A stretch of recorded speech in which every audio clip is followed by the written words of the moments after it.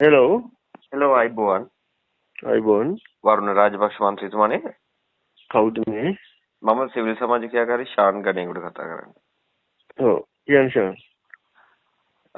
මන්ත්‍රීතුමා මේ ඊවතුමා අර චරිතා බේසිංගේ සම්බන්ධ මාධ්‍ය සාකච්ඡා මේකෙදි කියනවා චරිතා බේසිංගට මුදල් තිබුණ නැල්ලු. සල්ලි ප්‍රශ්න තිබුණලු, ඔබතුමාගෙන් සල්ලි ඉල්ලගත්තලු. ඒතර චරිතා බේසිංග ඔච්චර ඩ්‍රාමා ටිකක් කරේ කොහොමද? මොකද්ද? දැන් මෙහෙමයි චරිත මම දන්නේ ෂාන් අවුරුද්දක් වගේ මම මේ සමගි ජන බලවේගයේ දේශපාලනය කරද්දී හම්බුණා. නාට්‍ය ගොඩාක් කරානේ ආවියදම් කළා. ඔව් දැන් මෙහෙමයි මම දන්නේ නැහැ යාගේ මුළු ජීවිත කතාවම. මම එතන කියන්නේ මම මේ අවුරුද්දක් වගේ දේශපාලනය කරද්දී මම ආශ්‍රය කරනවා. ඉතින් ඒ ආශ්‍රය කරන කාලේ මම දැකපු දේ. ඔව්.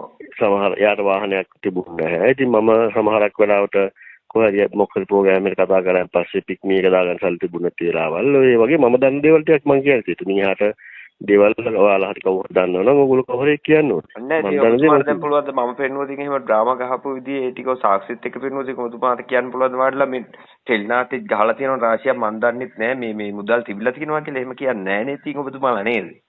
නෑ ඉතින් මම දන්නේ නැහැ මම දන්න ටික මම කියන්නේ. ඉතින් ටෙලිනාට්‍ය කරද්දී කවුද අපි විපක්ෂ નાයකතුමාට දැන් ගිය අවුරුද්දේ දැනුම් දුන්නේ විපක්ෂ નાයකතුමාට කතා කරලා කිව්වනේ. එතකොට ඇක්ෂන් එකක් ගත්තේ නැහැ. තොරතුරු තියෙනවා නම් ඔයා කියන්නේ ඉතින් එහෙම ඇත්තටම හොඳයි මේක. මොනවා හරි මෙන්න මෙයා කලින් සමාජ මාධ්‍ය ගොඩක් දේවල් කිව්වා.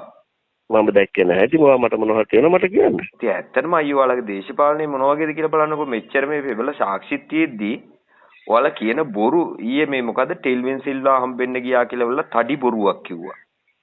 නෑ ෂාන් ඉතින් දැන් ඔයාට ප්‍රෙස් එකේ කියපු දේ මම ප්‍රෙස් එකේ කියලා තියෙනවා මම ආයෙ ඔයාට කියන්න ඕනේ නෑ ෂාන්. දැන අයියෝ ඔයාලා මේ තඩි පැලෙන බොරු කියන්නේ ඩ්‍රාමා. ඔයා ආයෙ ප්‍රෙස් එක හරියට අහන්නේ ඒක ටෙල්වින් සිල්වා හම්බෙන්න ගියා කියලා නෙමෙයි මම කියන්නේ. එයා මට ටෙල්වින් එයාගේ හිතවතෙක් එයාට කතා කරලා කියපු පණිවිඩයක් කියනවා හොඳට ප්‍රෙස් එක අහන්න.